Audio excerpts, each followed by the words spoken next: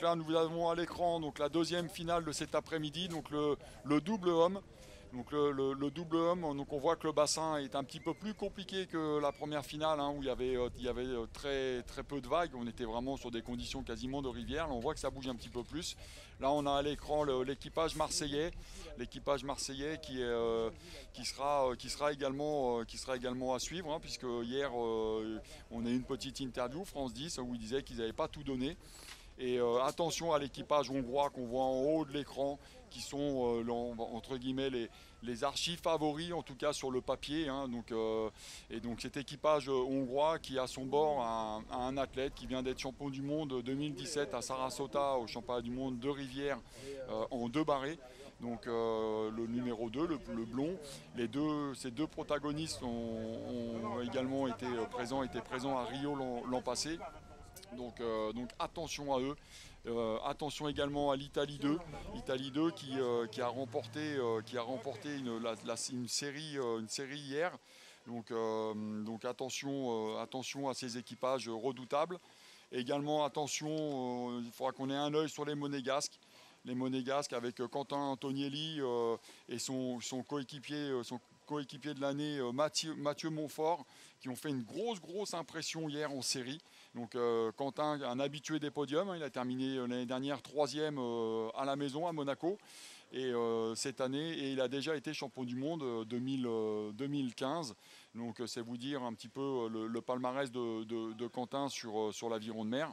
Donc là on voit, je vous l'ai dit tout à l'heure, on est sur l'alignement, on avait les 2 bouées rouges. Là on a le départ, donc il reste 2 boules de montée, donc c'est-à-dire qu'on est à moins de 2 minutes du départ.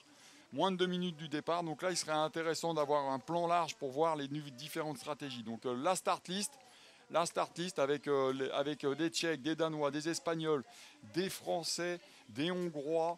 Donc on a encore beaucoup des Tchèques, des Suédois et un bateau tunisien, sans oublier nos Monégasques. Donc aussi beaucoup de nations représentées sur cette finale du double homme. Donc là, ce sera intéressant maintenant d'avoir, quand on sera sur l'alignement, pour voir les différentes stratégies, notamment les Monégasques, hein, qui ont souvent l'habitude de partir lancer pour avoir déjà une certaine vitesse pour venir couper la ligne. Donc le placement est très intéressant. On voit les Monégasques, ils sont un petit peu derrière. Voilà, on les a vus à l'écran, moins d'1 minute. La dernière boule vient de tomber. On est à moins d'une minute à l'écran. Donc je vous le disais, on avait le bateau monégasque, on les a là en arrière-plan. Et attention à eux, parce que c'est pas cet équipage-là, c'est un autre.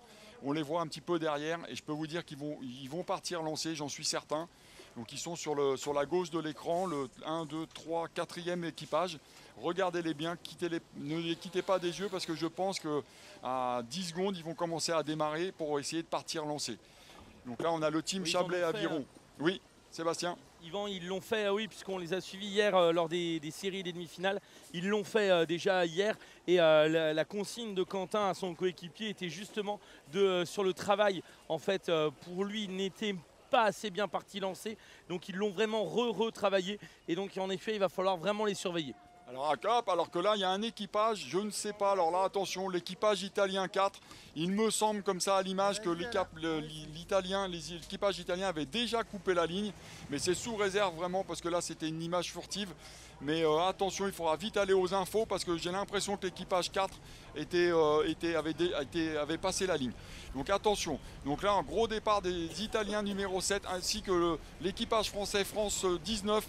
Donc c'est la paire qui sont juste à côté des Monégasques.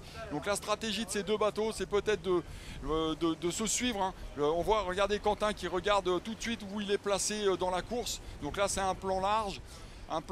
Donc les Monégasques qui sont passés très vite. Donc on va peut-être revoir à l'image le ralenti pour se rendre compte, si on peut, du départ, quand le départ est donné. J'ai le sentiment quand même qu'un équipage italien, regardez, ils sont en train de dénager parce qu'ils savent qu'ils ont peut-être passé la ligne. Peut-être un deuxième. Oh attention là, il va falloir aller aux informations sur les pénalités. Parce que je vous le rappelle, si jamais un équipage passe la ligne fictive, c'est pénalisable de 2 minutes. 2 minutes, donc je peux vous dire que 2 minutes, on n'existe plus dans le classement, on sort complètement. Donc là on a l'Italie 4, suivi de France 19, donc c'est nos Français, Mathieu Sautreau et Camille Tollet, c'est à Nantes, Lyon-Caluire. Donc c'est leur première participation ensemble. Et ils ont décidé de suivre les Monégasques, c'est la stratégie payante, je pense, c'est très bien comme... ils font bien de suivre Quentin et son coéquipier parce que Quentin, il a vraiment une science de la mer parfaite. Il a l'habitude, Mathieu Montfort également, ils ont l'habitude de naviguer en mer. Donc attention aux Monégasques, hein, c'est un équipage qu'il faut garder à l'œil. On voit les Hongrois qui sont partis un petit peu en deçà peut-être, mais ils ont un peu moins l'habitude de naviguer. Donc, mais par contre, ça va être un équipage à garder. Le team Chablais, la France 8, là, qui est aussi dans la course. Voilà, là on a à l'écran, regardez, Camille qui se retourne pour vraiment voir s'il a la bonne direction, savoir où il se situe par rapport, France 19. Camille Tollet, Mathieu Sautreau, là-haut c'est les Italiens, un équipage italien, on voit que ça commence à redresser de toutes parts. Voilà, les Monégasques, on les voit, c'est les premiers en bas, c'est ceux qui sont en tête. Voilà, on voit le bateau monégasque en tête, qui revient un petit peu en termes de direction, qui revient un petit peu au milieu, mais qui ont fait un gros départ. Regardez, ils sont là à l'écran. Nous avons les Monégasques en tête, Mathieu Sautreau, Quentin Antonielli et Mathieu Montfort en tête. Donc les Hongrois qui sont dans la course, hein, Espagne 1. Donc là on a à l'écran toujours la mixte, c'est à Nantes et Camille Tollet de Caluire. Alors qu'on vient de m'apporter comme information que l'Italie 4 a pris 2 minutes de pénalité. C'est bien ce qu'on avait vu sur le ralenti. 2 minutes parce qu'ils avaient coupé la ligne fictive. Donc on avait bien repéré ça. Donc l'équipage de Italie 4 sortira certainement assez loin du classement. Donc, et là, on a les Hongrois. Les Hongrois avec à son bord le champion du monde en 2 barrés, le blond. Donc champion du monde en 2 barrés, dernier championnat du monde à Sarasota. Et toujours en tête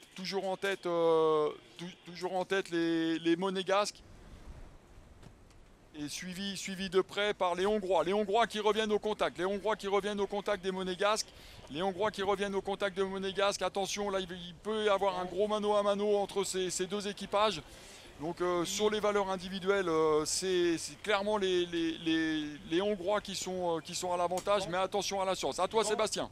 Yvan, d'autant que en fait, les Monégasques ont décidé de pousser de côté les Hongrois, peut-être hors de la bouée. Ça peut être l'info importante de cette première bouée. Vont-ils, les Hongrois, ils passent devant, mais vont-ils correctement virer la bouée? Là, ils se retournent et Monaco qui a fait l'effort pour bloquer les Hongrois. Ça passe en même temps, bord à bord. Il y a maintenant avec l'Italien 4 secondes. Espagne 1, 6 secondes et derrière Lyon-Caluire-Nantes. Ensuite les Tchèques, les Italiens et le Chablais qui pour l'instant occupe la 1, 2, 3, 4, 5, 6, 7, 8e, 9e place.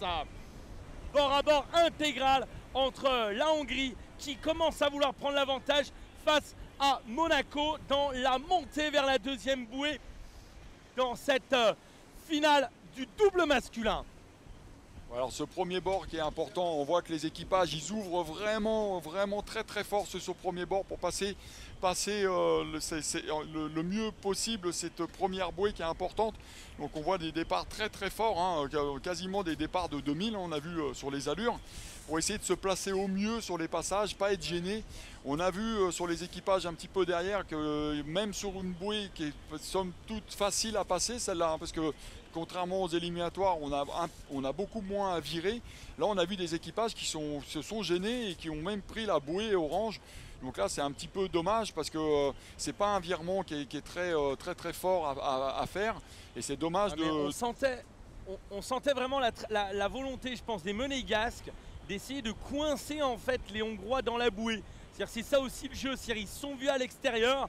Ils se sont dit, tu veux jouer à ça, et ben on va en fait progressivement se décaler en corrigeant sur bâbord pour essayer de bloquer les Hongrois au passage de la bouée. Ça n'a pas été à 100% payant, mais en tout cas c'est aussi une technique, on va dire, un peu pour impressionner son adversaire. Ouais, alors il faudra suivre surtout, hein, Sébastien, le virement de la bouée numéro 4, hein, ce qui a causé tout à l'heure les désagréments et les fautes énormes. Je pense que ça, stratégiquement, sur les courses, sur ce passage de bouée, le numéro 4, il va falloir avoir l'œil parce que là, on peut tout se faire et tout se défaire sur ce passage-là. Hein. Et vous voyez, on l'avait anticipé sur nos positionnements de bateau. Là, ce carré intermédiaire après le premier long bord d'1 km 1 est absolument fondamental pour la suite de course. Après, il y a des bords un tout petit peu plus longs, il y a 2 bords un peu plus longs qui peuvent permettre de revenir en force. Et puis après, il y a l'enchaînement du côté berge qui fait qu'on est un peu dans les chicanes. Et là, ça va être compliqué. En tout cas, au virement de la deuxième bouée au loin, on voit l'avance des Hongrois. Les Hongrois qui ont pris l'ascendant sur Monaco, sur la principauté monégasque dans ce passage. Oui. Et il va falloir qu'on fasse attention qu'ils partent bien correctement, quasiment à 45 degrés, donc vers la troisième bouée, pour aller ensuite redescendre côté français, puisqu'on est un peu plus en eau internationale côté suisse, pour revenir ensuite, cette fois-ci à 90 degrés sur nous. Oui, alors on a vu sur le passage de la bouée, hein, Sébastien, plusieurs équipages qui ont tapé, qui sont venus se frotter soit les pelles, soit même taper les coques. Donc attention également au risque de pénalités qui peuvent tomber. En tout cas, un peu surprenant de voir le passage de cette bouée-là par rapport aux Monégasques qui n'ont pas super bien négocié ce passage. C'est très curieux parce que c'est plutôt là où ils font la différence. Ils ont été quand même bien poussés à l'extérieur. C'était un petit peu surprenant. Donc j'ai l'impression que là, ils essayent de récupérer un petit peu. Là, on a à l'écran les Hongrois. Alors attention, hein, les Hongrois, ils sont nettement au-dessus du lot, je pense, individuellement parlant. Mais alors, au niveau stratégique, au niveau des passages de bouée, c'est peut-être là où ils ont peut-être tout à perdre. En tout cas, les Monégasques qu'on a à l'écran sont dans leur ligne de mire, ils sont dans leur direction. Ils ne sont pas très loin des Hongrois, ils sont revenus, ils se détachent un petit peu de l'Italien qui a fait un virement de bord, par contre pour le coup assez très bon, parce qu'ils sont, enfin un bon virement de bord parce qu'ils sont revenus sur les Monégasques, mais ils ont l'air en tout cas sur les bords, une fois qu'on est aligné, être un petit peu en dessous. Là on voit les Monégasques, on a l'impression qu'ils restent dans la longueur des Hongrois, et là on va arriver à cette troisième bouée, virement de la troisième bouée là-haut. Voilà, les Hongrois qui arrivent, ça scie, donc on met la pelle, on rame que d'un côté. 3 secondes d'écart, ok. 3 et 6 secondes d'écart sur les 2 bateaux suivants. Et là, on a 3 et 6 secondes d'écart. Et on a vu les Monégasques. Par contre, sur celle-là, très beau virement des Monégasques. Là, ils ont fait un Et à nouveau, Yvan, à nouveau erreur. Il y a 2 bateaux qui partent trop au large. Les Monégasques qui ont l'air, eux, d'avoir bien pivoté. Il y a à nouveau 2 bateaux qui partent trop au large. Et voilà la science de la navigation des Monégasques, on vous l'avait annoncé. Quentin Antonielli qui est au 2 de cet équipage, il ne va pas se faire avoir. Quentin, c'est sûr, il a bien négocié, il l'a bien vu, ils l'ont bossé ce virement de bord, c'est sûr, c'est certain. Et là on a vu les Hongrois. Maintenant. Oui, on voit les Hongrois Correction qui ont... à l'instant. Exactement. Les Hongrois ont vu, hein, contrairement aux Russes tout à l'heure qui étaient partis. À la rigueur, les Monégasques étaient peut-être trop près des Hongrois. Ils auraient peut-être dû les laisser partir un peu plus parce qu'ils auraient clairement... les Hongrois seraient partis à l'extérieur comme les Russes tout à l'heure. Et ils auraient pu faire un bord tout droit et leur laisser faire beaucoup plus de distance. Mais en tout cas, les Monégasques vont repasser en tête. Oui, par rapport... Alors... Attention quand même, Yvan, parce que cette fois-ci, il faut bien qu'ils reviennent la virer sur tribord. Et donc là, pour l'instant, ils sont déportés tous de la bouée. Il va falloir virer côté tribord de la bouée. Et pour l'instant, eh bien, les Monégasques ont repris. Ils sont en train de prendre le biais correctement. Ils prennent la tangente pour amorcer le passage de cette descente du carré qui est finalement, là, en 2 courses, le juge de paix pour l'instant de la première partie de parcours. Ouais, alors qu'on voit que Quentin, hein, il est systématiquement, regardez, il ne va pas perdre. Là, au niveau stratégique, au niveau navigation, ils sont hors pair. Hein, alors qu'on voit que son coéquipier, hein, Mathieu Montfort, lui, c'est la tête dans le guidon. Il envoie, peu importe où il est, il laisse faire Quentin. Et là, ils se sont clairement répartis les rôles. Mais Quentin, au niveau navigation, Je peux vous dire qu'il fait la différence clairement sur ce début de parcours. Ils ont remis une longueur de jour à ces Hongrois. Les Italiens, ils ont pris encore un petit peu plus. Les Hongrois tentent de revenir avant l'amorce de cette 4e bouée. Donc attention, les Hongrois qui vont revenir au contact. Oui, mais pour l'instant, ils sont trop à l'intérieur. Ils sont trop à l'intérieur, les Hongrois. Ils ne passeront pas la bouée, là. Ils sont obligés de décaler en force en tribord. Ils vont faire encore une erreur. Ils ne sont pas dans l'axe de la bouée. Ils corrigent maintenant. Passage dans quelques instants de Monaco. Virement pour Monaco. On déclenche le chrono. Les Hongrois, maintenant qui corrigent avec eh bien 6 secondes d'écart. Ils arrêtent totalement le bateau. Relance monégasque à l'instant. Il y a ensuite 2 bateaux. On va passer dans la vague avec l'Italie 1, l'Italien qui suit derrière à 17 secondes et l'Espagnol. Voilà donc les Hongrois partis en poursuite derrière le bateau de Monaco qui mène les débats. Ensuite Italien, Espagnol, les Tchèques et ensuite le premier bateau français pour Nantes et Lyon-Caluire qui vire à l'instant. Ça s'annonce très serré pour la suite. Ouais, on a vu ces passages, hein, effectivement, les Monégasques qui étaient très bien placés. Ils n'ont pas eu d'efforts à faire, ils n'ont pas beaucoup perdu de vitesse pour virer, alors que les Hongrois, effectivement, qui ont dû redresser et puis du coup complètement s'arrêter pour tourner au plus court et repartir. Donc c'est des relances. Alors ça, c'est très compliqué. Là, je peux vous dire que ça fait mal aux jambes de ces relances. C'est surtout dans ces conditions-là, le moindre effort, ça peut se payer au final. Alors on sait que les Hongrois, ils ont de la réserve. Attention, c'est des équipages qui finissent très fort. Mais là, regardez, là ça commence à devenir compliqué. En plus, ça surfe, vous voyez la vague.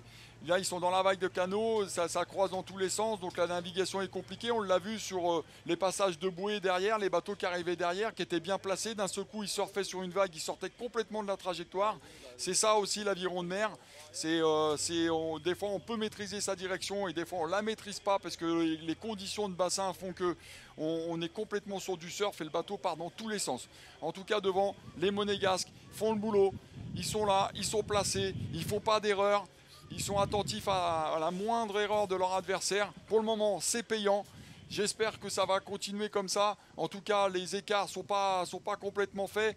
Même si les Hongrois ont l'air de piocher un petit peu, attention à eux, ils ont de la réserve, donc ça peut revenir. Donc, mais là, Quentin, toujours à l'affût. On arrive à ce nouveau passage de bouée. Regardez, passage de bouée.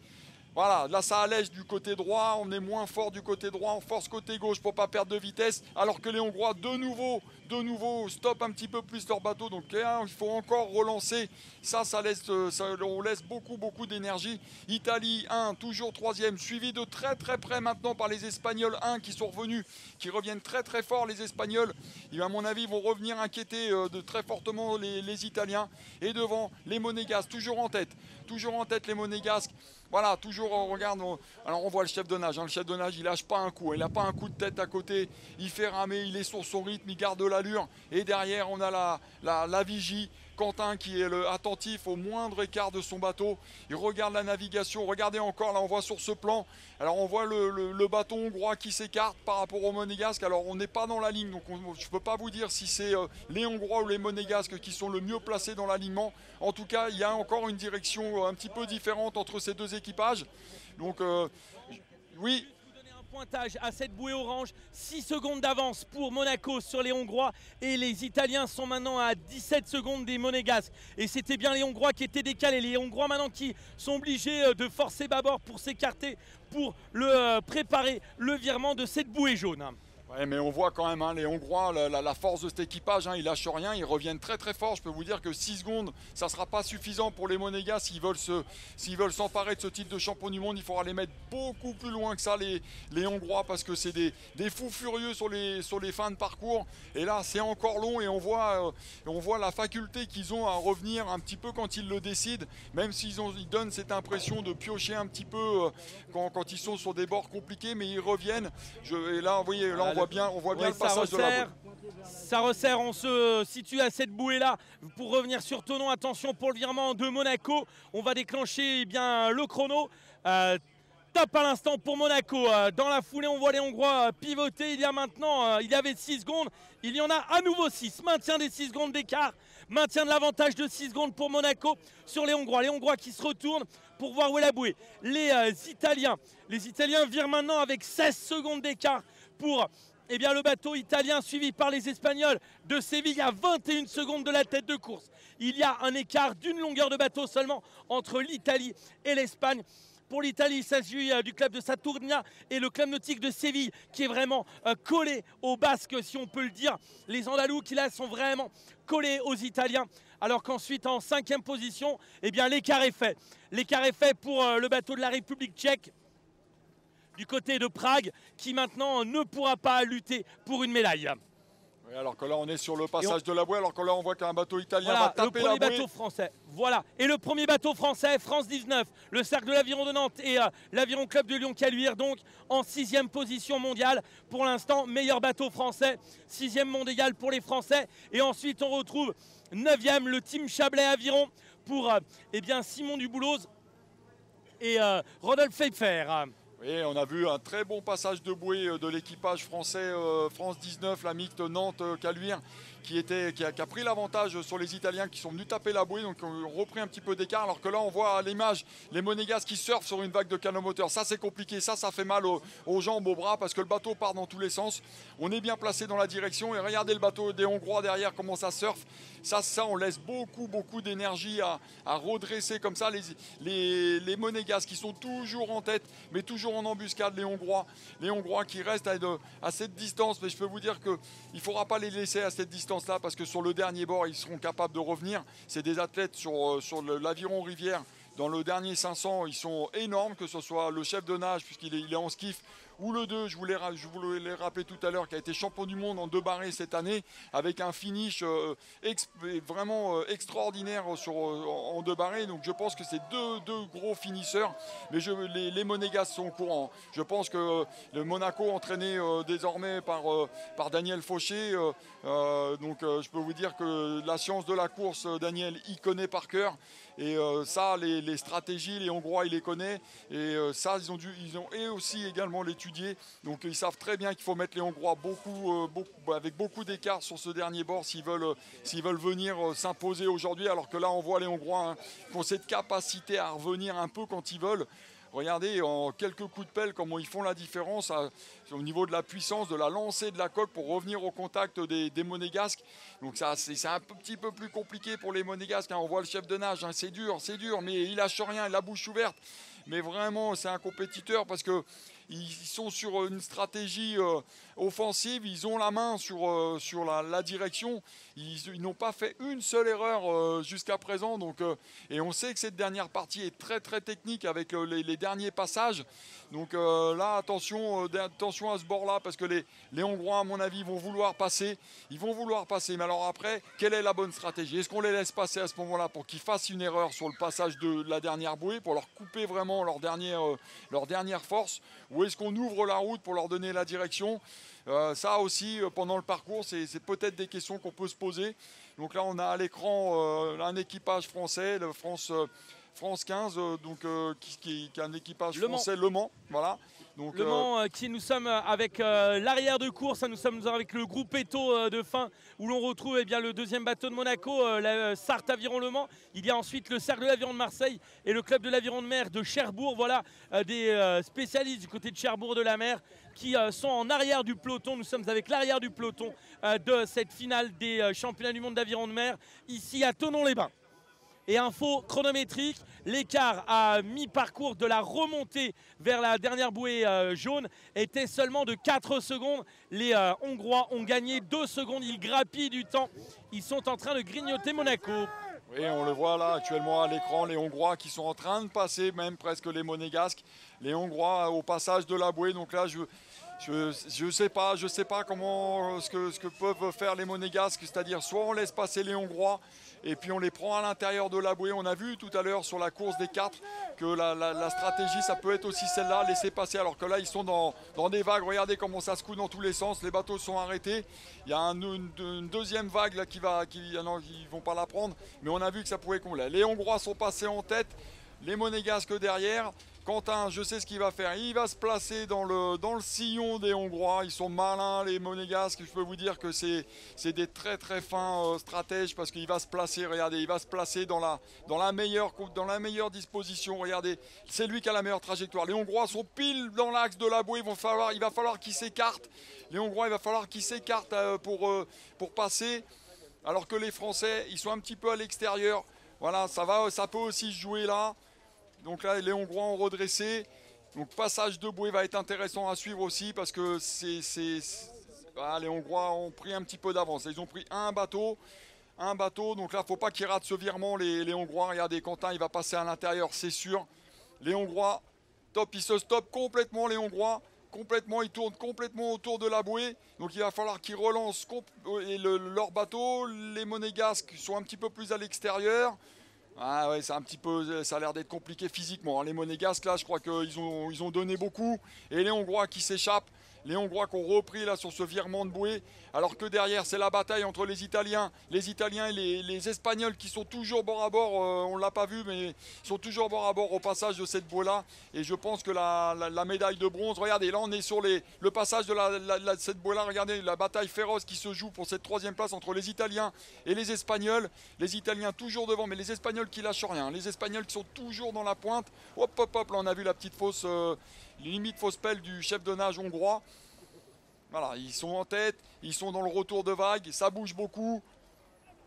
Voilà, ils sont sur les bords les plus compliqués là, au niveau direction et on voit de nouveau les différences de stratégie et de direction. Attention. Alors qu'on nous annonce un abandon Italie 6, abandon de l'Italie 6 qui a cassé une pelle. Donc l'Italie 6 sortie de la course après un bris de pelle. Les Hongrois toujours en tête. Les Hongrois qui vont se positionner au passage de la bouée. Mais on a vu qu'il y avait une petite différence de direction entre les Hongrois et les Monégasques. Alors est-ce que ça va encore jouer à l'avantage des Monégasques? C'est dur pour les Monégasques. Hein. On voit à l'image le chef de nage, hein, Mathieu Montfort, hein, qui lâche rien, qui est toujours tête à bord, toujours compliqué. Alors que là, les Hongrois, passage de la 9e bouée, les Hongrois qui ont pris un petit peu à l'intérieur, les Monégasques à l'extérieur un petit peu. Donc attention, là encore une fois, trajectoire un petit peu différente. Quel est le bateau qui est le mieux placé? Les Monégasques ont l'air de revenir un petit peu à l'intérieur. Donc maintenant, il va falloir aller chercher la bouée rouge. Revenir chercher la 10e bouée rouge. Donc là, toujours ouais, dans le sillon. Là, les Monégasques se sont placés dans le sillon des Hongrois. Donc je pense que les Hongrois, maintenant, ça va être compliqué d'aller les chercher sur ce dernier bord, puisque là, maintenant, ça va faire une chicane. Donc il n'y a plus de grands virements à faire où on peut perdre beaucoup de temps. Donc je pense que les Hongrois vont venir s'adjuger le titre de champion du monde 2017 en double. Ils étaient annoncés favoris avant le départ. Ils vont tenir leur rang, comme on dit un petit peu. Donc, mais avec une course pas si simple que ça. Hein. On a vu également ces erreurs de trajectoire, toujours à la bouée numéro 3 là-bas au loin qui a coûté la victoire tout à l'heure et même le podium aux Russes. Alors qu'on voit qu'ils viennent quand même taper la bouée rouge alors qu'ils sont en tête. Ils se mettent un petit peu en difficulté à vouloir passer les bouées comme ça à ras. Alors que là, on voit que les choses sont faites. Hein. Première, deuxième place, les Monégasques, je pense que là, ils vont finir deuxième, c'est sûr. Passage de la dernière bouée, ligne droite. La dernière ligne droite pour les Hongrois, clairement installés au commandement, suivi des Monégasques. Les Monégasques vont une nouvelle fois ramener une médaille mondiale. L'année dernière, c'était une médaille de bronze. Cette année, c'est une médaille d'argent. Et puis derrière, pour la troisième place, attention à la troisième place entre les Italiens et les Espagnols. On va voir au virement de la dernière bouée comment se situe peut-être le podium. Toujours les Italiens devant. Les Italiens qui vont terminer troisième, c'est sûr maintenant. Voilà, les Hongrois qui assurent le spectacle. Regardez l'enlevage, je vous en avais parlé. Eh ben, ils ne s'échappent pas. Ils sont toujours là et ils enlèvent. Voilà, ils vont donner leur dernière force. Et regardez cet équipage. Regardez comment ils vont enlever. Même en mer, ils donnent tout. Et victoire des Hongrois. Voilà, victoire des Hongrois, champion du monde. Suivi des Monégasques. Voilà, deuxième place pour les Monégasques. Voilà, Quentin qui lève le bras, bravo à eux. Ils ont fait une course de toute beauté, pas d'erreur, vraiment une direction hors pair. Et une troisième place donc maintenant qui va rentrer dans l'escarcelle des Italiens. L'Italien qui va venir chercher cette médaille de bronze. Médaille de bronze pour les Italiens. Voilà, qui arrive. Et les Espagnols, un derrière. Voilà, l'Italie, top, c'est fait pour les Italiens. Troisième médaille de bronze. Voilà, heureux aussi de monter sur ce podium parce qu'ils savaient qu'il y avait du client devant. Quatrième place, les Espagnols qui ont fait une course vraiment, qui ont donné du fil à retordre aux Italiens pour la médaille de bronze. C'est dans les derniers mètres qu'ils ont un petit peu lâché. Yvan, on retrouve en interview les Monégasques. Monaco, l'année dernière médaille de bronze, cette année médaille d'argent, avec une stratégie au carré du haut qui a été ultra payante face à des Hongrois, mais mastoc. On sait que c'est des bons internationaux. On a la qualité de la mer, de la direction. Quentin a très bien géré. C'est ce qui nous a permis de rester devant et après de fonctionner. Puis bon, on arrive plus fort, mais ils sont trompés plusieurs fois de direction. Ouais. C'est des rameurs de rivière, donc les deux sont vachement plus forts que nous, individuellement. Et enfin, je suis super content parce qu'on a réussi à tenir et rester devant une bonne partie de la course avec notre expérience en mer. Malgré que le bassin, c'est pas forcément la mer, il manque un peu de vagues peut-être. Mais le passage de bouée, ça reste quand même spécifique. Et bien connaître le parcours aussi, c'est vraiment grâce à ça qu'on va notre médaille. Et grâce au petit Mathieu devant aussi. Merci beaucoup Monaco, bravo pour la principauté et cette très belle médaille. On vous retrouve dans la suite des parcours. Merci à vous, bravo pour votre course. Voilà Yvan, l'interview des Monégasques, champion de France, pardon, j'allais dire champion de France, bien sûr que non, vice-champion du monde. Ouais, alors, champion du monde. Oui, puis ça fait plaisir, parce que comme ils l'ont dit, ils savaient, hein, on l'avait annoncé, ils avaient des clients devant, et comme l'a très bien dit Quentin, tenir le parcours, hein, il y a moins de 10 secondes, hein, il y a 9 secondes et quelques d'écart avec un équipage comme ça. Je peux vous dire que c'est vraiment une super performance.